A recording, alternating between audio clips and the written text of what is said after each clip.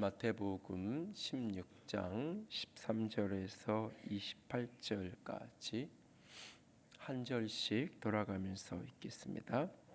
예수께서 빌립보 가이사랴 지방에 이르러 제자들에게 물어 이르시되 사람들이 인자를 누구라 하느냐?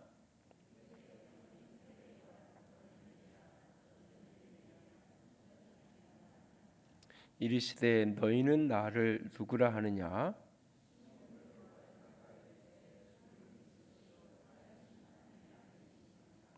예수께서 대답하여 이르시되 바요나 시모나 내가 복이 있도다. 이를 내게 알게 하니는 혈육이 아니요 하늘에 계신 내 아버지시니라.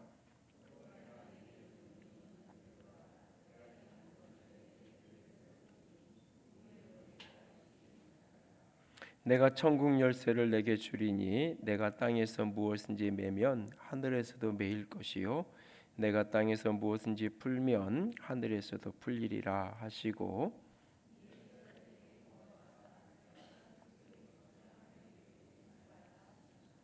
이때로부터 예수 그리스도께서 자기가 예루살렘에 올라가 장로들과 대장들과 서기관들에게 많은 고난을 받고 죽임을 당하고 제3일에 살아나야 할 것을 제자들에게 비로소 나타내시니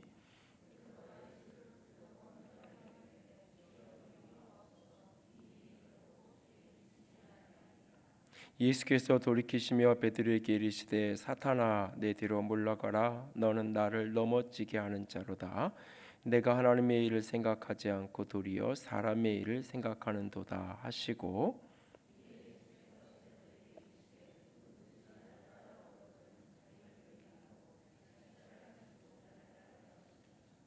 누구든지 제 목숨을 구원하고자 하면 잃을 것이요 누구든지 나를 위하여 제 목숨을 잃으면 찾으리라.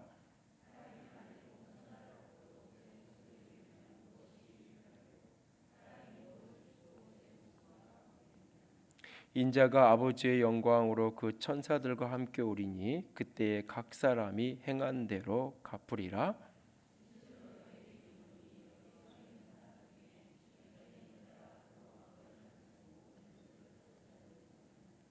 아멘. 뒤에 히타 좀 꺼주면 좋겠고요.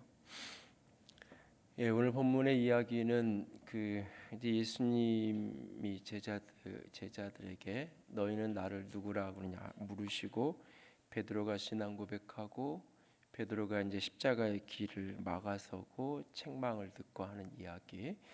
이렇게 지난 연말에 몇 차례 이 부분과 얽힌 이야기들을 주일날 오전 시간뿐만 아니라 여러 차례 이 본문의 이 장면 같은 장면을 이야기를 나눴던 기억이 있습니다.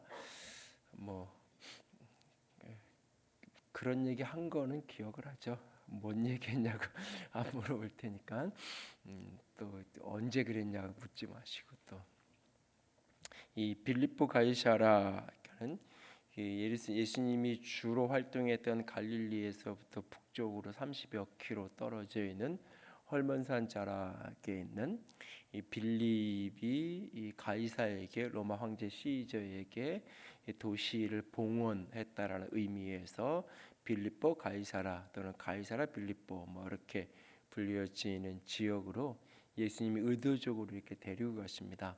그러니까 그 도시는 로마식 유대 땅에서 가장 로마화된 로마식 도시의 여러 가지 모습들을 그대로 원형을 갖추고 있고 또 특별히 여러 이방 신전들이 많이 있는 특별히 그 지역은 이제 목축의 신이었던 파시아스를 판신을 섬기는 파시아스라는 원래 도시에 이게 이제 자리를 잡은 동네이기 때문에 그러니까 주변에 신전들도 굉장히 많고 그리고 로마 황제를 숭배하는 황제 중심의 도시. 그 도시에서 예수님이 의도적으로 묻는 거예요. 사실은 너희는 나를 누구라고 아느냐? 당시 사람들은 로마 황제가 우리의 주가 되십니다. 로마 황제가 우리의 구원자고 우리의 주고 우리의 왕이다. 황제의 신민으로 사는 그런 어떤 백성들, 그런 어떤 정체성이 가득한 시대의 사람들에게 로마식 문화가 가득한 도시, 이방 신지연이 여기저기 가득한 도시에서 이 모든 신들 중에 하나, 아니면 로마 황제 같은 그런 어떤 존재, 나는 너를 어떻게 여기고 있는지, 어떻게 알고 있는지 그걸 묻는 거죠. 그럴 때 베드로가 주는 그리스도시요 살아계신 하나님의 아들입니다. 그러니까는 여기서 주는 할 때 이 주는 당신은, 그러니까는 나중에 이 도마가 나의 주 나의 하나님이요라고 고백할 때 나의 주 그 단어랑 같은 뜻은 아니에요. 그러니까 당신은 영어로 하면 뭐 이런 표현이에요. 당신은 그리스도요, 당신은 살아계신 하나님의 아들입니다. 그래서 그리스도라는 말은 당시의 이 이스라엘 백성들에게는 메시아, 로마로부터 우리를 해방시켜줄 해방자로서 그들이 꿈꾸고 기다리던, 그러니까 그리스도라는 단어를 딱 들으면 자연스럽게 연상되는 이미지가 다윗의 이미지로 연결이 되어지는 그런 어떤 상황 속에서 그리스도라는 이 고백, 오늘날 우리에겐 이것이 어떤 이렇게 영적인 우리의 근원적인 죄로부터 죽음으로부터 우리를 구원하신 구원자라는 고백의 개념이 우리 속에는 더 강하게 있지만, 이 베드로가 이 고백을 하는 이 시점에 베드로는 어떤 우리가 이야기하는 예수를 구주로 주님으로 고백하고 구원자로 고백하라는 의미가 없진 않지만, 그는 훨씬 더 육적인 정치적인 사회적인 우리의 구원자 왕으로, 그래서 누군가가 우리의 왕이 되고 지도자가 되고 대통령이 되고 그러면 그 사람이 많은 문제를 우리에게 해결해 줄 거라는 기대를 갖잖아요. 오늘날과 같은 시대에도 그런 기대를 가지고 투표를 하고, 그러고 나서 이제 2, 3년 지나고 나면 아닌가 봐 그러고 또 다른 사람 찾고, 늘 사실 그런 역사의 반복이잖아요. 근데 고대 사회는 그런 게 더 절대적인 그런 어떤 시대 속에서 예수님을 그리스도로 구원자로 우리의 모든 삶의 문제, 단지 영적인 영원한 생명의 문제는 사실 바울에게 베드로에게는 조금은 후순이고, 지금 로마의 식민지의 상황에서 우리들을 구원해 줄 존재로 고백을 하는 거예요. 동시에 살아계신 하나님의 아들입니다. 하나님의 아들이라는 말은 하나님이라는 고백이죠. 예수님 당신은 하나님입니다. 우리를 구원하실 하나님이고 우리를 구원하실 그리스도입니다. 이 고백을 들으시고 예수님이 너무, 사실은 이 베드로는 그 말을 하면서도 그 말의 의미를 다 모르고 있어요. 다 모르고 있어요. 그러니까 우리가 무엇인가 예수님을 믿는다고 고백했을 때 그 고백의 의미를 우리가 다 몰라요. 사실 여러분들이 처음 이 신앙생활의 초기에 예수를 믿겠다고 고백했을 때 내가 그때 믿겠습니다라고 고백했던 그 의미 속에 어떤 깊은 의미가 있는지 다 알고 고백하는 사람은 아무도 없죠. 그 다 모르지만 어쨌든 그 빙산의 일각이라도 그 믿음의 고백으로 고백한 이 베드로의 고백을 받으시고 예수님이 굉장히 기뻐하시는 거죠. 그러면서 너는 참 복이 있는 사람이다. 이것을 너에게 알게 한 것은 사람이 아니라, 너는 사람을 통해 이것을 알게 된 게 아니라 하나님의 알리심으로 하나님의 은혜로 내가 이것을 알게 된 것이다 라고 우리 주님께서 그를 축복하세요. 그러면서 하시는 말씀이 이제 18절에 내려가면 너는 베드로라 라고 말씀하시면서 내가 이 반석 위에 내 교회를 세우겠다. 음부의 권세가 이기지 못하리라. 교회에 대한 이야기를 예수님이 하세요. 너는 베드로라 라고, 베드로인 거 다 알아요. 근데 원래 옛날 이름이 시몬이었고, 근데 예수님을 만난 이후에 예수님이 베드로로 개바로 바꿔주신 이후에 그렇게 불렀어요. 앞에도 분명히 16절에 시몬 베드로가 대답하되 너는 베드로라, 뭐 다 아는 이야기를 한 번 더 확인해요. 그리고는 이 반석 위에 내가 내 교회를 세우겠다. 음부의 권세가 이기지 못하리라. 사실 이 구절 안에 교회에 대한 많은 개념이 다 들어있어요. 사실 교회란 무엇인가라는 질문 속에 나올 수 있는 많은 이야기들이, 교회의 주인은 누구냐? 교회는 내 교회, 예수님의 교회. 교회는 누가 세우는 거냐? 내가, 예수님이. 교회는 어떤 영적인 권세를 갖느냐? 음부의 권세, 사단의 권세, 어둠의 권세가 절대 넘어뜨릴 수, 어떠한 핍박과 고난 속에서도 교회는 흔들리지 않고 여전히 교회는 끊임없이 성장하고 세워져 가고 이 땅 가운데 굳건히 그 생명력을 잃어버리지 않을 것이라고 우리에게 말씀하고 계세요. 그런데 예수님이 당신의 교회, 이 능력 있는 교회를 세우는데 어디에 세우겠다고 말씀하시냐면 내가 이 반석 위에 세우겠다라고 말씀하세요. 이 부분이 이제 이 해석의 난점이에요. 사실은 해석의 난점. 오랫동안 이제 종교개혁 이후에는 이제 카톨릭하고 나눠져서 그렇지만 오랫동안 사실은 이 구절은 반석, 이게 자연스러운 문맥 흐름 속에서는 베드로를 가리키는, 베드로가 고백을 했고 너는 베드로다. 베드로라는 그 말의 뜻이 반석. 물론 이 뒤에 있는 베드로는 남성형 명사하고 같은 반석을 가리키는 건데 뒤에 반석이라는 단어는 여성형 명사고, 그래서 교회가 주로 성경 속에서 어머니로서 이 여성의 명사로 종종 사용되고 있기 때문에 그러니까 다르다라고 이렇게 의도를 가지고 분리를 시키려고 애써 보지만 사실 자연적인 흐름으로는 베드로라고 읽는 게 그냥 제일 자연스러워요. 어떤 의미에서. 그래서 이제 오랫동안 로마 카톨릭은 베드로가 첫 번째 교황, 첫 번째 사도. 그래서 뒤에 이제 18절에 천국 열쇠를 너에게 주겠다라고 말할 때 그게 베드로에게 준 거고, 교황이 베드로의 인장 반지. 그래서 교황이 다스리는 이 통치 안에는 구원이 있고 그 바깥에는 구원이 없다라고 이야기하는 거죠.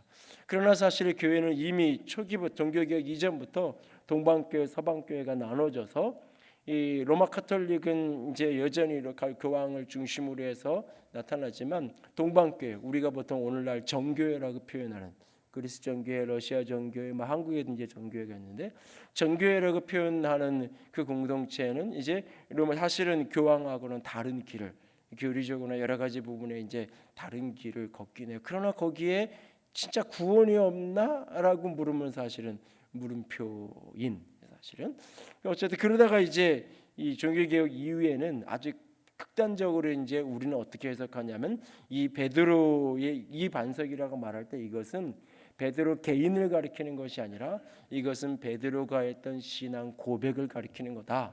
그 신앙 고백 위에 주님께서 주님의 교회를 세우겠다고 말씀하신 것이다라고 우리는 전통적으로 이제 개신교는 그렇게 해석을 합니다. 그러나 그 해석이, 저도 그 해석이 중심이고 믿지만 사실은 본문을 자연스럽게 읽으면 질문이 여전히 남아요.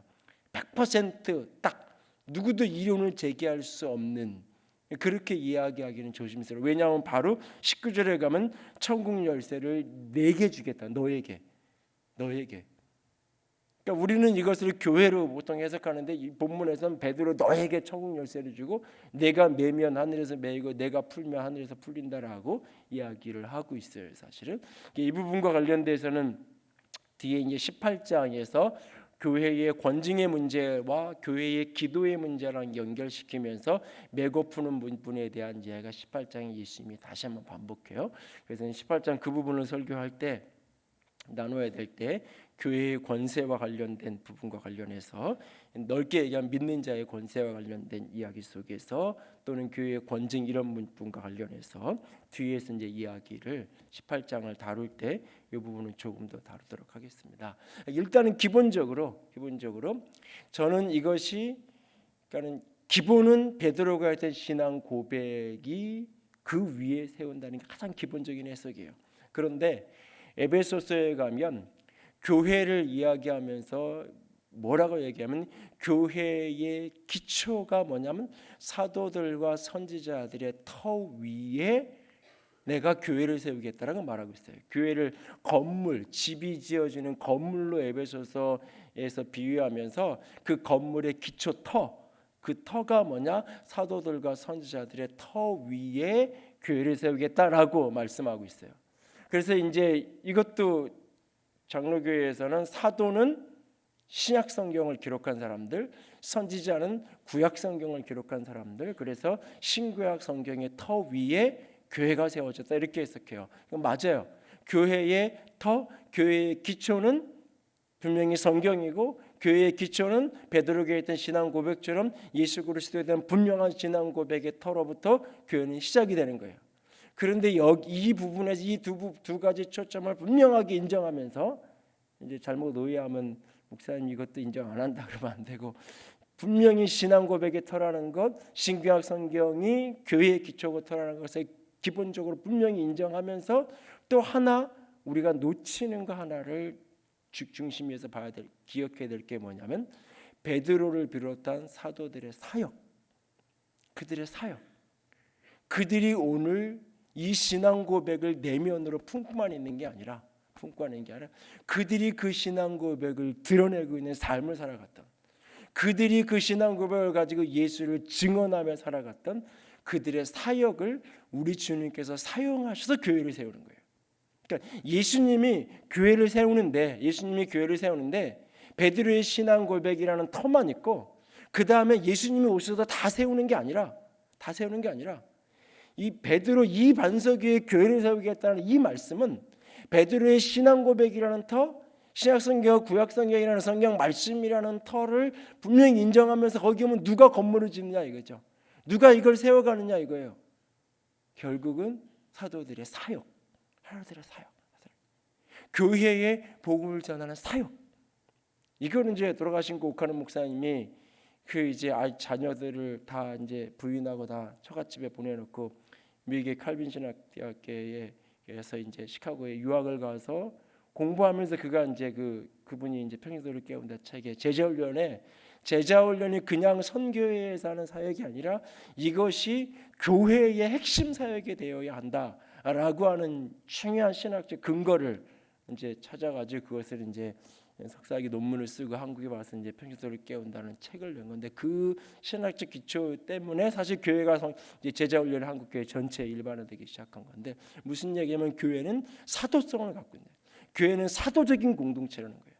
이 말은 교회 모든 교인이 네가 사도다 이런 얘기가 아니라 사도적인 공동체, 사도성 무엇이냐? 예수님이 사도들에게 제자들에게 땅끝까지 복음을 전하라고 말씀하셨던 그 사명이 우리 모두의 사명이에요. 예수님께서 제자들에게 가서 그들에게 땅끝까지 가서 수많은 사람들에게 그들을 제자 삼으라고 하신 그 말씀은 그 말씀은 그냥 12 제자에게만 준 이야기가 아니라 이것은 우리에게 교회에 준 말씀이라는 거예요. 그러니까 예수님의 교회를 세워가는데 어디에? 우리의 신앙 고백의 터 위에, 어디에? 신구약성의 말씀의 기초 위에. 어떻게? 우리가 사도들이 했던 사역의 순종함을 통해서 사도들이 복음을 전하고 사도들이 생명을 걸고 예수 그리스도의 복음을 전했던 것처럼 그들이 신앙 고백을 내적으로 갖고만 있는 게 아니라 그 신앙 고백을 세상 가운데 끊임없이 외치고 살았던 것처럼 예수는 그리스도라고, 예수는 하나님이라고 끊임없이 외치고 살았던 그 사도들의 사역, 사도들의 외침과 헌신, 그것을 사용하셔서 예수님께서 당신의 교회를 세워가는 거예요. 당신의 교회를. 그러니까 오늘날 우리가 교회는 하나님이 이끌어 가셔, 교회는 하나님이 책임지셔. 그리고 모든 교인들은 다 뒷짐지고 있어. 교회는 하나님이 세워가시는 거야. 예를 들어서 교회가 엉망 막 이렇게 본당에 지저분하고 청소돼 있어. 교회는 하나님이 채워가시는 거야. 그리고 모두 다 뒷짐지고 있어. 그러면은 하늘에서 하나님이 천사를 보내서 싹 청소해놓고 하나요? 아니죠. 그러니까 만약에 제가 개척을 다시 어디 가서 해서 개척을 해. 교회는 하나님이 세우시는 거야. 맘에드는 자리 하나 딱 앉혀놓고 앉아가지고 교회 하나님이 세우시는 거니까 주님께서 교회를 세우시옵소서. 가만히 앉아있으면 교회가 세워지나요? 아니죠. 사도들이 했던 것처럼 나가서 복음을 전하고 외치고 전도하고 설교하고 가르치고 끊임없이 해야 되는 거잖아요. 그래서 후배들한테 하는 얘기 중에 누가 개척한다 그러면 두 가지 할 줄 아냐고 물어봐요. 1대1로 전도할 줄 아냐고, 1대1로 만나서 복음 제시를 할 수 있냐고. 5분이든 10분이든 1시간이든 누군가를 만나서 넌 크리스찬을 만나서 설교하는 거 말고 그 사람에게 분명하게 복음을 전해서 초청할 수 있는 훈련이 돼 있냐고. 두 번째, 3-4명이 앉아서 소그룹을 나눌 수 있는 능력이 있냐고. 설교는 최소한 30명 이상 됐을 때부터 시작하는 거예요. 사실은 30명 수준의 설교가 제일 어려운 수준의 설교예요. 사실은. 근데 제일 초보자들이 가장 어려운 수준의 숫자를 대상으로 사실 설교해요. 숫자가 많아서 한 300명 이상 넘어가면 사실은 그 분위기가, 그래서 이제 분위기만 익히면 훨씬 더 설교가 쉬워요. 사실은 30명 이하의 사람들을 더군다나 매주 만나고 일주일에 몇 번씩 만나면서 똑같은 대상에게 계속 설교한다는 게 어쩌면 제일 힘든 사역이에요, 사실은. 근데 그거 이전에 1대1로 만나서 전도할 수 있는지 소그룹으로 할 수 있는지 이 두 가지가 됐다 그러면 해보라고. 그거 안 됐다 그러면 뭐 얻어놨다 그래도 얻어놓기 시작한다 그래도 다시 생각하라고. 그걸 취소하고 1년 동안 몇 가지 추천해 줄 가서 한 두세 개 훈련 받고 그러고 나서 시작해도 안 늦으니까. 사람들이 와야 너 설교 잘하는 거 알고 뭐 이렇게 아이디어 많은 거 다 아는데 사람들이 와야 하는 거지. 간판 걸어놓고 있는다고 오는 게 아니잖아요. 교회는 예수님이 세우는 건 맞아요. 근데 예수님이 어떻게 우리가 사도의 사명에 순종할 때 우리가 가서 복음을 전하고 나가서는 그 사도적인 삶을 우리가 살아갈 때 결국은 그것을 이제 논란이 많으니까 우리는 교회에서 제자의 삶이라고 바꿔서 편하게 얘기하는 거예요. 사도라는 얘기를 자꾸 쓰면 이제 불편해하는 사람도 있고 그 언어 자체를 오해하는 사람도 있고 그러니까 교회에서는 그냥 제자, 우리 모두가 제자고 우리 모두가 제자로 살아야 되고 제자로서 복음을 전하고 살아야 된다. 이렇게 불필요한 논란을 피하기 위해서 그렇게 일반적으로는 늘 저도 그렇게 쓰고 그렇게 사용을 교회 안에서 하는 거예요. 예수님이 내 교회를 당신의 교회를 세우는데 어떻게 사도들의 제자의 신앙 고백 그 말씀의 기초 위에 그들이 복음을 전하는 순종의 삶을 통해서 사도적인 헌신 제자의 삶을 통해서 교회를 세워가는 거예요. 그런데 이 놀라운 고백을 하고 예수님이 놀라운 이야기를 하세요. 사실은 여기에 이렇게 예수님이 교회라는 단어도 처음 쓰는 거고 청열쇠라는 단어도 처음 쓰는 거고 놀라운 이야기를 여기서 예수님이 풀어내세요. 그리고 나서는 이제 예수님이 또 다른 이야기를 하기 시작해요. 자신이 제사장이나 서기관들과 사람들에게 장로들에게 고난을 받을 거고 죽임을 당할 거고 3일 만에 살아날 것이다라는 것을 비로소 이야기하기 시작을 해요. 여기서부터 사실 이제 복음의 본질로 들어가는 거예요. 베드로가 이제 신앙의 본질로 들어가야 되는 이 전환점을 맞이하는 거예요, 사실은. 예수님을 그리스도라고 고백했는데, 예수님을 왕이라고 고백했는데, 예수님을 구원자라고 고백했는데, 그 고백 속에 그리고 베드로의 머릿속에 그리고 있던 그림이 뭐냐면 그리스도라는 다윗처럼 오셔서 왕으로 다윗처럼 이 세상을 로마로부터 구원하는 다윗처럼 우리의 삶의 문제를 근본적으로 해결해주는 그런 어떤 슈퍼스타가 나타나는 것, 위대한 지도자가 이 땅에 등장하는 것, 그것을 그리스도가 등장하는 것으로 이해했단 말이에요. 그런데 원래 그리스도의 길은 십자가의 길이었던 거예요. 그래서 예수님은 자신의 죽음과 부활에 대한 십자가에 죽으시고 부활로 말미암아 우리의 그리스도가 되시는 예수님이 그리스도가 되려면 그 그리스도의 길을 걸어야 돼요. 그 길은 십자가의 길이고 그 길은 부활의 길이에요. 십자가에 죽으시고 부활해야만 그가 그리스도요 하나님의 아들이요 우리의 구원자라는 것이 온전히 증명되고 확인되는 거예요. 그래서 복음은 예수님께서 약속대로 이 땅에 오셔서 약속대로 십자가에 죽으시고 약속대로 3일 만에 부활하신 것, 이것이 복음이라고 고린도전서랑 로마서에서 다 같이 이야기하고 있는 거예요. 그 예수가 그리스도가 되신다는 게 복음인데 어떻게 그가 십자가에 죽으심으로 부활하심으로 그것을 이제 이야기하기 시작하는 거예요. 그 순간 베드로는 그 이해가 되지 않는 거예요. 자기가 생각하는 그리스도의 길은 이쪽 길인데 예수님이 지금 반대편 길을 이야기하고 있어요. 그리스도라고 했던 고백이 틀렸다고 말했으면 나 그리스도 아니야, 네가 오해했어, 그랬으면 베드로도 당황하지 않아요. 맞다고 이야기해 칭찬까지 해주셨어요. 칭찬까지 해주셨어요. 그러면 베드로가 생각하는 그리스도의 길은 이쪽 길이에요. 이제 예수님께서 왕이 되셔서 저 헤롯이고 빌라도고 다 처단하고 예수님께서 이제 왕으로 통치해서 이스라엘을 독립국가를 이루는 그런 어떤 꿈을 꾸고 있는데 예수님이 정반대의 길을 간다고 얘기하시는 거예요. 고난받아야 되고 고난받는 것 정도가 아니라 죽어야 되고 이 정도까지 오니까 3일 만에 살아날 거다, 이건 들리지도 않는 거예요. 그 말은 들리지도 않는, 거기까지 가지도 않는 거예요. 이미 고난받는다는 말에 마음이 상했고 죽는다는 말에 이게 벌써 말이 안 되는 이야기인 거예요. 그러니까는 죽어도 산다라는 말이 질문이 안 생기는 거예요. 어떻게 살아요? 사람이 죽는데 어떻게 산다는 이야기예요? 당연히 사실 저가 이 장면이었으면 그것부터 물어봤을 것 같아요. 진짜 살 수 있다고요? 사람이 죽는데 어떻게 다시 살아요? 이게 제일 궁금했을 것 같아요. 근데 여기까지 가지도 못해요. 지금 이미 생각이 멈춰 있으니까 이쪽으로 가야 되는 이쪽으로 간다. 딱 방향을 트는 순간 이게 지금 이렇게 속에서 힘든 거예요. 그래서 예수님께 대놓고 안 된다고 이야기하잖아요. 22절에 붙들고 항변하여 이르되 주여 그리하지 마. 여기 항변한다고 얌전하게 번역을 했는데 이게 야단치는 거예요. 꾸짖는 거예요. 꾸짖는 거예요. 여러분도 가끔은 이렇게 윗사람이지만 말 안 되는 이야기 할 때, 여러분 부모님이나 뭐 이렇게 직장에서 나올 때 나보다 상급자고 윗사람이지만 뭔가 말도 안 되는 이야기를 하면 나도 모르게 부스 툭 튀어나와서 하는 말이 마치 야단치듯이 뭔가 큰 잘못을 한 것처럼 나도 모르게 툭 튀어나올 수 있잖아요. 마치 그런 식의 지금 장면이 벌어지는, 그러면서 안 된다고, 절대 그렇게 할 수는 없다고. 그랬더니 예수님께 23절에 베드로를 보면서 사단아 물러가라. 너는 나를 넘어지게 하는 자다. 내가 하나님의 일을 생각하지 않고 도리어 사람의 일을 생각한다.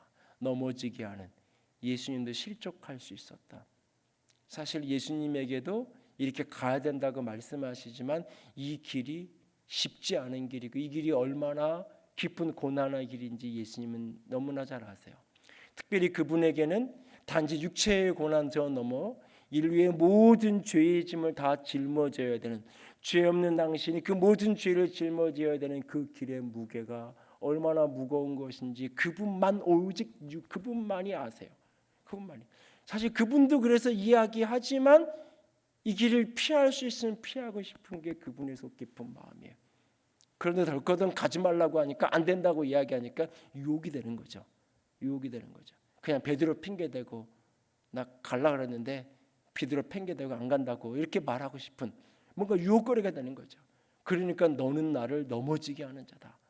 예수님이 걸림이 될 수 있는, 실족이 될 수 있는, 실족함에 대한 설교를 작년 연말에 드리면서 이 이야기도 같이 잠깐 다뤘어요. 이 장면도. 그렇게 예수님도 넘어질 뻔한, 예수님에게 걸림이 되는 베드로의 모습. 그때 아주 단호하게 냉정하게 베드로를 향해서 사단아 물러가라. 베드로 너 자꾸 그런 이상한 소리 하지 마. 이 정도가 아니라 아주 대놓고 그냥 사단아 물러가라고 그를 꾸짖어요. 그러면서 너는 하나님의 일을 생각하지 않고 사람의 일을 생각하는 자다. 이 생각에서부터 지금 사단에게 묶여가지고 지금 남을 실족해 하는 자가 되어 있는 그런 베드로를 예수님께서 꾸짖어요. 그리고는 24절에 누구든지 나를 따라오려거든 자기를 부인하고 자기 십자가를 지고 나를 따르라. 누구든지 제 목숨을 구원하고자 하면 잃을 것이고 나를 위해 제 목숨을 잃으면 찾는다. 사람이 천하를 얻고도 온 천하를 얻고 제 목숨을 잃으면 무엇이 유익하겠느냐? 사람이 무엇을 주고 제 목숨과 바꾸겠느냐? 한 영혼이 천하보다 귀하다라는 성경의 표현이 없어요. 정확한 문장이. 그래서 여기 26절을 근거로 해서 그렇게 이제 의역을 하는 거죠. 한 영혼이 천하보다 귀하다 이렇게 말하는 이유를 이 구절 때문에 사실은 근거로 해서 온 천하를 얻고도 자기 목숨을 잃어버리 무슨 소용이 있겠느냐. 한 영혼이, 특별히 자기 영혼 하나의 가치가, 내 영혼 하나의 가치가 온 세계를 얻는 것보다 더 가치, 내가 구원받는 게 모든 것을 다 얻는 것보다 가치 있는 것이다 라는 이야기를 예수님께서 하시는 것을 보게 돼요. 오늘 이 모습 속에서 그 여러 부분들을 설교를 지난 연말에 계속 나눴던 부분이라 조금 다른 각도에서 다른 부분을 두 부분만 짧게 정리를 하기 원합니다. 하나는 성공했을 때, 칭찬이 왔을 때, 인정받았을 때, 무엇인가를 잘했을 때, 그때가 바로 가장 위험한 때라는 사실을 잊지 마십시오. 베드로가 가장 칭찬받고 주님께로부터 가장 복된 이야기. 사실은 복음서를 쫙 읽어보시면요, 베드로가 칭찬을 별로 못 받아요. 맨날 듣는 소리가 믿음 없는 사람. 앞에서도 그랬잖아요. 지난주, 지지난주 계속 이 앞부분도 바로 16장, 15장 믿음이 적은 자야, 믿음이 없냐, 뭐 이런 소리만 주로 사실은 베드로가 들어요. 그냥 덤벙덤벙 막 이야기했다가 너랑 나 상관없다는 소리나 듣고 대부분 그래요 사실. 그런데 베드로가 직설적으로 가장 칭찬받은 장면이 이 장면이에요. 너무너무나 주님께로부터 감격적인 가장 중요한 고백을 하고 가장 중요한 칭찬과 인정을 받았던 장면이에요. 그런데 그 순간 넘어지죠. 그 순간 걸림이 되어 있죠. 예수님의 마음에 얼마나 기쁨을 가져다 주었던 예수님에 대한 바른 신앙 고백으로 그가 그 의미를 다 알지 못한다 할지라도 그래도 그 정답 자체는 무슨 말인지 몰라도 가장 중요한 정답을 정확하게 이야기하고 있는 그 모습이 예수님께 얼마나 감격이 됐는데 바로 그 순간이 예수님을 넘어뜨리는 사단의 도구가 되어 있는 사단의 도구. 그러니까 베드로가 지금 그 신앙 고백할 때 예수님이 뭐라 그랬어요? 하나님이 알려준 거라. 하나님이 알려준. 근데 이 사람이 지금 어떤 사람이 지금 사단이 돼 있잖아요. 지금 똑같은 한 사람인데 바로 하나님이 알려주셔서 가장 영광스러운 고백을 하는 그 순간 사단이 그를 틈타고 있는 거죠. 그를 넘어뜨리도록 실족하도록. 오늘 우리가 인생에서 무엇인가를 이루었다고 생각하는 그때, 무엇인가를 성취했다고 생각하는 그때가 사실은 가장 큰 위기의 때일 수 있다는 사실이에요. 위기가 기회라고 사람들은 종종 이야기하지만 우리가 무엇인가를 이루었다고 생각하는 이만하면 됐다. 내가 꿈꾸는 것을 이루었다라고 어떤 그 성취의 감격과 기쁨을 이야기하는 그 순간이 가장 겸손해야 될 때예요. 그 순간이 가장 엎드려져야 돼. 그래서 우리가 때로는 내가 성취했대, 성공했대, 무엇인가 이루었다고 하는 그때 덜커덕 이제는 다 끝나고 이제는 그냥 좋은 일밖에 없다 하는 어떤 순간에 덜커덕 문제거리가 하나 작지만 저 구석에 뭔가가 딱 걸렸을 때 진짜 감사해야 돼. 나도 쓰러질 수 있는 사람인데, 나도 연약한 사람인데, 하나님 이런 안전장치 하나, 덜커덕 안전장치 하나 주셔서 생각하게 하시는구나. 다시 돌아보게 하시는구나. 그게 잠깐 나를 힘들게 하고, 잠깐 나를 어렵게 하고, 버겁게 할 수도 있지만 그래도 이게 하나님의 나를 향한 사랑이구나. 그래 사람이 이것을 이렇게 허용하시는 거구나. 우리 인생에 무엇인가 이루었다고 한 그때에 누구도 스스로 겸손할 수 있는 사람은 단 한 사람도 없어요. 어떤 사람. 나는 교만의 함정에 넘어지지 않을 자신 있어. 바로 그게 교만한 모습이에요. 이미 넘어져 있는 거예요. 그렇게 말하고 있는 그 모습이 어쩐 의미예요, 사실은. 아무도 넘어지지 않고 교만하지 않은 사람은 아무도 없어요, 사실은. 그래서 오히려 환경이 나를 겸손하게 하는 거예요. 참 이렇게 여러분들이 때로는 살면서 보기에 역겨운 어떤 저 사람 이렇게 교만에 역겹게 느꼈던 사람, 어떻게 사람이 저렇게 타락해서 저렇게 방탕하고 저렇게 악한 짓을 할 수 있어. 근데 사실은 곰곰이 냉정하게 자기 가슴에 손을 얹고 생각해 보세요. 내가 그럴 돈이 없고 그럴 시간이 없고 그럴 능력이 없어서 내가 그 자리에 안 가 있는 가능성이 훨씬 많아요. 어떻게 저 정도의 위치에 있는 사람이 아들을 군대 안 보내고 저렇게 쉽게 빼돌릴 수 있어? 나는 전화해도 아들을 안 바꿔줘요.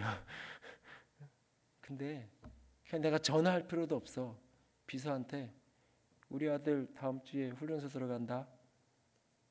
그냥 그 말 한마디 하면 돼. 내가 병무청장 전화할 필요도 없고 사단장 전화할 필요 없고 비서한테 말 한마디 그냥 그 정보 하나 알려주면 돼. 그럼 비서가 알아서 연락해가지고 우리 대법관님 아들, 우리 누구 이렇게 장관님 아들 이번에 어디 간댄다. 그럼 알아서 다 일하는 거예요. 자기가 직접 전화하고 찾아가고 할 필요도 없는 거예요. 나중에 가서 문제가 돼서 어떻게 그런 사람이 국회의원한테 뭐 한다는 사람이 저럴 수 있을까 싶지만 누구나 다 사실은 내게 그럴 기회가 그 능력이 없기 때문에 그런 거예요. 그래서 때로 어떤 때는 그런 기회가 그 능력이 없는 게 때로는 감사할 때도 있는 거예요. 때로는 그게 힘들고 답답하고 살면서 힘이 짐이 되고 버거울 때도 있지만 동시에 그게 감사할 때도 있는 거예요. 사실 역설적으로 우리가 여러분들이 살면서 무엇인가 이루었다고 하는 때, 특별히 내가 원하는 목표, 내가 꿈꾸는 거에 이루었다고 하는 그 순간이 가장 겸손해야 될 때고, 그 순간이 가장 예민하게 깨어 있어야 될 때예요. 그래서 여러분들이 제발 기도하는데 성취할 때까지만 기도하지 마세요. 그것을 되기 전까지는 그렇게 기도해요. 되고 나서는 기도하잖아요. 아이들 대학 가는 거예요. 대학 가고 나서 더 기도해야 돼요. 제가 보니까 대학 갈 때까지 기도하는 거, 고3 다 중반부터 기도하는 거, 그거랑 차원이 다른 기도가 필요해요. 사실은. 근데 이제 시컷 기도했으니까 이제 나도 쉬어야지, 너도 마음껏 놀아라, 이게 아니에요. 무엇인가 이루어졌던 그때가 사실 가장 민감하고 예민하게 더 깨어서 사실은 기도해야 될 때인 거예요. 사실 인생에서 무엇인가 성공을 경험하고 성취를 경험했을 때 그때가 가장 깨어서 겸손해야 될 때라는 사실을 오늘 이 베드로의 모습을 보면서 기억할 수 있기 원합니다. 예수님이 왜 수많은 사람들이 칭찬하고 수많은 사람이 박수칠 때면 홀로 떨어지셨는지, 누가복음 요즘 큐티하시면 그런 장면들이 있잖아요. 예수님이 홀로 떨어지잖아요. 사람들이 그렇게 열광하면서 예수님을 찾는데 홀로 조용한 시간을 가져요. 그리고 다른 마을로 가세요. 그렇게 끊임없이 하나님 앞에서 홀로 있으므로 자신을 지키는 거예요. 자신이 가야 될 길을 가는 거예요. 오늘 우리가 무엇인가 이루었다고 생각할 때, 특별히 사람들이 내게 박수치고 잘한다 잘한다 칭찬하고 인정할 때 다시 한번 다 돌아보고 겸손할 수 있기 원합니다. 그리고 또 한 가지 오늘 본문 속에서 볼 것은 그리스도의 길은 십자가의 길이에요. 우리가 예수를 그리스도로 고백하고 우리가 예수님을 증언하는 사도적 사명을 가지고 그 길을 걸어간다고 할 때 그 길은 십자가의 길이에요. 예수님은 베드로가 예수님을 그리스도로 고백해요. 그리고 자기 자신이 십자가에 죽으시고 부활하셔야 될 자신의 죽음에 대한 십자가에 대한 이야기를 했어요. 이 이야기에 대해서 베드로가 깨닫지만, 이 장면에서는 칭찬하지만 이 장면에서는 베드로가 사단이라는 소리를 들어요. 하나님 아버지께서 가르쳐 주신 놀라운 신앙 고백이 있지만 동시에 사단의 도구가 되어 있는 이 사람에게 주님이 이야기하세요. 너는 자기 십자가를 지고 나를 쫓으라고 이야기해요. 지금 그 사람에게 지금 예수님이 그리스도라고 고백했을 때 그 길, 그리스도의 길은 예수님 당신이 가셔야 되는 고난의 길, 십자가의 길, 십자가 넘어 부활의 길이에요. 근데 그 길은 제자도 가야 되는 길이에요. 여러분, 베드로가 왜 그렇게 이 장면에서 싫어했을까요? 예수님이 십자가의 길을 가고 죽으신다는 걸 왜 그렇게 싫어했을까요? 진짜 예수님에 대한 사랑 때문에 싫어했을까요? 사랑하는 분이 아파야 된다니까, 사랑하는 분이 고난받아야 된다니까, 사랑하는 분이 죽어야 된다니까, 그게 너무 절절하게 가슴 아파서 절대로 그럴 수 없다고, 안 된다고 했을까요? 아니면 그 길이 내가 가야 될 길일 것 같아서 안 된다 그랬을까요? 내가 가야 될 길일 것 같아서.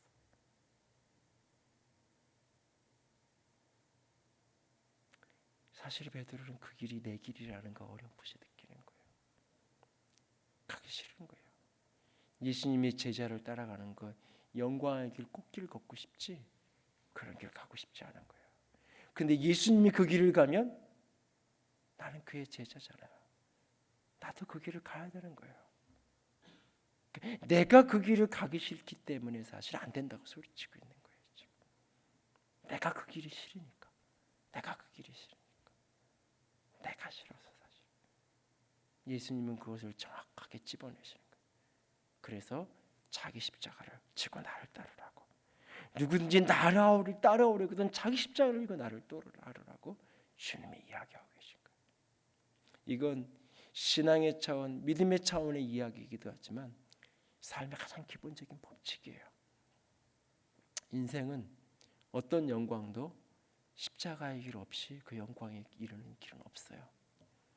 고난의 수고와 땀과 눈물 없이 그 자리에까지 이르는 사람은 단 한 사람도 없어요. 단 한 사람도 없어요.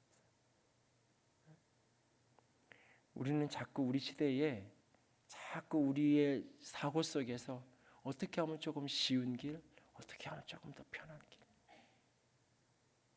아니요. 그리스도가 되는 길은 십자가에 죽어야 부활의 영광에 이르는 거예요. 그 길밖에 없는 거예요. 인생에서 어떤 성공을 경험하고 싶거든, 어떤 목표를 이루고 싶거든, 그 과정은 고난의 길을 거쳐가야 되는 거예요. 그 시름 없이, 그 몸부림 없이 그 길을 걸어가는 사람은 아무도 없어요. 근데 우리는 자꾸 어떻게 하면 쉬운 길을 찾을까? 제가 종종 이야기하잖아요. 여러분들 사업을 하든지 뭐라든지 선택을 할 때 A 직장 있고 B 직장이 있는데 하나님 어떤 직장이 좋은가요? 내가 이 두 중에서 어디에 원서를 내야 되고 양쪽에서 동시에 오라는데 어느 길을 가야 될까요? 묻잖아요. 사실 그 물음의 가장 밑바닥에는 뭐가 있냐면 어떤 길이 하나님 편한 길이에요? 이 질문이에요. 그래서 하나님이 이쪽 B라는 길로 하나님이 분명히 인도해 주셨고 하나님이 인도하신 걸 분명히 믿고 확신하고 확증도 갖고 걸어갔어요. 갔다가 어려운 일이 생기고 힘든 일이 생기면 내가 잘못 분별했나, 잘못 찾았나 이렇게 쉽게 생각하죠. 왜? 십자가 없는 어떤 길을 자꾸 꿈꾸기 때문에. 주님이 인도하는 길, 주님이 이끄시는 길, 주님이 허락하시는 길, 주님이 열어주시는 길은 십자가 없는 길이라고 자꾸 착각하기 때문에. 성경 어디를 보세요? 성경에 어떤 인물을 보세요? 어떤 인물도 그에게 주어진 약속이 이루어지는 것은 십자가의 길 없이 그게 이루어지는 인생은 단 한 사람도 없어요. 그 길을 가야 되는 거예요. 자기 몫의 십자가를 짊어져야, 자기 몫의 십자가를 짊어져야 그 자리에 이르는 거예요. 지난 수요일 날 제가 심령이 강해야 된다 그랬어요. 심령이 강해진다는 말을 다른 말로 얘기하면 자기 십자가를 감당할 능력이 생기는 거예요. 자기 십자가를 지고 갈 수 있는 내적인 힘이 생기는 거예요. 그것이 고난이든 시련이든 어디 어려움이든 난관이든 무엇이든지 내 몫에 짊어져야 될 내 십자가를 질 수 있는 내적인 힘이 있는 거예요. 그게 심령이 강한 사람이에요. 그게 있어서 그 십자가를 감당해져야 십자가 넘어 영광에 이르는 거예요. 어디든지. TV에서 여러분 그냥 뭐 방송에서 나오는 무슨 맛집 무슨 이렇게 달인 뭐 이런 집만 가서 봐도 그 뭐 이렇게 요리 만들고 이런 거 이렇게 보면 오뎅국 하나 끓이고 뭘 생선 하나를 뭘 해도 저렇게까지 여러 과정이 거쳐지는구나. 저 육수 하나 내는데 저렇게 많은 게 들어가는구나. 문 닫고 나서 들어가서 잘 줄 알았는데 9시에 문 닫으면 그때부터 새벽 2, 3시까지 저걸 몇 시간을 보이지 않는데 하고 그 다음에 가는구나. 누군가는 그 육수 내놓은 거 그거 어디 패키지로 파는 거 이런 거 없냐고 물을는지 모르지만 그게 아닌 거예요. 그 땀과 눈물이 지나가줘야 되는 거예요. 근데 우리의 고민은 진짜 고민은 알겠는데 땀과 눈물로 헌신해도 안 되는 때가 있죠. 내 몫의 십자가를 감당했는데 내 자리는 부활의 자리가 아닌 것 같은 세상에 살면서 진짜 내가 그리고 누가 봐도 진짜 십자가를 지는 수고 헌신을 진짜 다 했는데 그게 없는 것 같아요. 주님이 말씀하십니다. 27절에 영광의 주님이 천사와 함께 오시는 그날 각 사람이 행한 대로 갚을 것이다 라고 말합니다. 이 땅에서 우리가 십자가를 지는데 이 땅에서 걷어지는 게 없으면 기억하세요. 주님이 행하신 대로 갚아주실 거예요. 행한 대로 갚아주실 거예요. 오늘도 친구랑 잠시 통화를 하면서 이런저런 교회에서 교인들 때문에 마음이 많이 상해서 카톡을 잠깐 하다가 마음이 자꾸 안 잡힌다 그래가지고 전화 통화를 한참 좀 했는데 결국은 이렇게 목사도 눈에 보이는 난간, 눈에 보이는 열심히 실 뿌렸는데 진짜 누구보다 수고하고 많은 걸 포기하고 살았는데 오늘날 남아 있는 게 아무것도 없는 진짜 나만 홀로 남은 것 같은 느낌이 들 때 감정이 주체가 안 되고 뭐 갱년기 여자분들 이렇게 몸에 열 올라내렸다는 것처럼 몸이 그런 게 아니라 감정이 막 힘들어가지고 때로 그럴 때가 있어요. 근데 결국 그걸 이겨낼 수 있는 길은 왕도가 없어요. 다른 길이 없어요. 주님을 바라보는 길밖에. 수만 가지 이야기하지만 결론은 그거 하나밖에 없는 거예요. 결국은 주님이 약속해 주잖아요. 내가 오는 날 내 행한 대로 갚아줄 거야. 갚아줄 거야. 이 땅에서 내 몫에 태인 십자가 진짜 졌는데 이 땅에서 그것을 누리면 축복이고 감사하고, 근데 혹 그 결과가 이 땅에 사는 날 내 눈에 보이지 않아도 나는 헛된 인생 살았다고요? 아니에요. 결코 헛되지 않습니다. 우리의 인생은 여기서 끝나는 게 아니니까. 우리의 인생은 여기서 끝나는 게 아니니까. 우리의 인생은 주님 앞에 서는 날 마지막 평가를 받아야 되는 거니까. 이곳에서 참 잘 살았다고 박수 받았는데 그날에 갔는데 다 불타고 없어지고 남은 것은 겨우 자기 영혼 하나 구원받은 사람, 그런 사람도 있고, 이 땅에서 너무 초라하고 작아 보였지만 이 땅에서 그렇게 초라하고 작았던 이유가 다 하늘에만 쌓니라고. 저 하늘의 그 영광스러운 것, 그것을 누리는 인생을 살아가기도 합니다. 우리는 기억할 수 있게 합니다. 내 몫에 대인 십자가를 지고 가야 우리도 영광의 자리에 이룰 수 있어요. 십자가 없이 부활의 자리에 영광이 이루는 인생은 없어요. 그러나 이 땅에서 혹 영광이 없다 할지라도 포기하고 절망하지 않기 바랍니다. 반드시 내가 행한 대로 갚아주겠다 주께서 약속하고 계십니다. 오늘 약속을 붙들고 우리 모두가 믿음의 길을 포기하지 않기를 원합니다. 베드로가 이날은 다 몰랐지만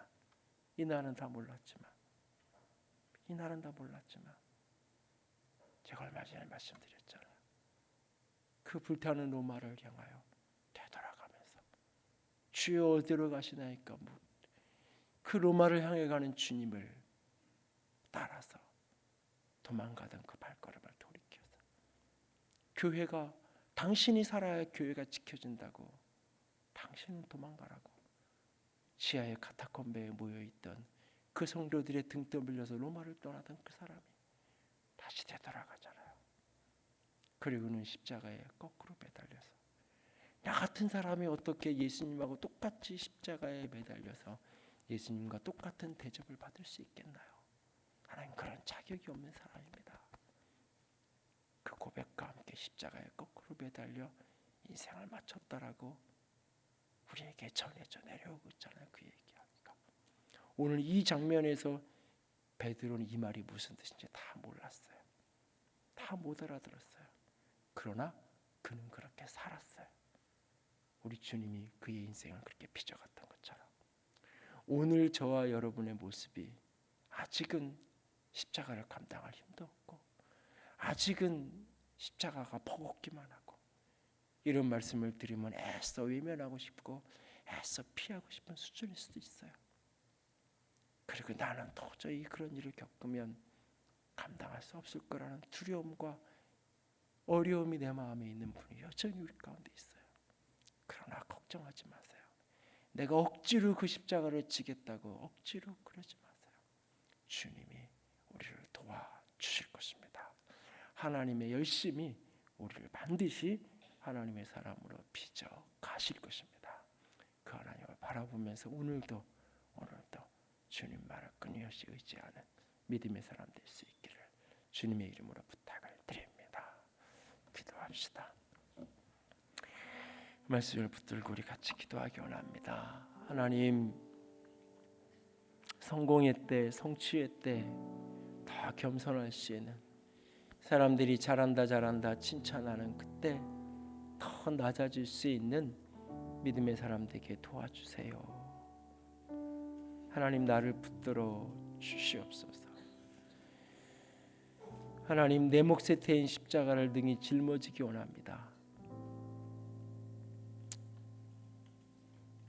내 몫의 십자가, 그 십자가의 끝에 무엇이 있는지 나는 모르지만 분명히 주님이 십자가를 통하여 부활하셨던 것처럼 이 십자가 끝에 영광이 있음을 믿습니다. 주님 나를 붙들어 주시옵소서. 끝까지 십자가를 붙들고 살아가는 믿음의 사람 되게 하여 주시옵소서. 같이 기도합시다.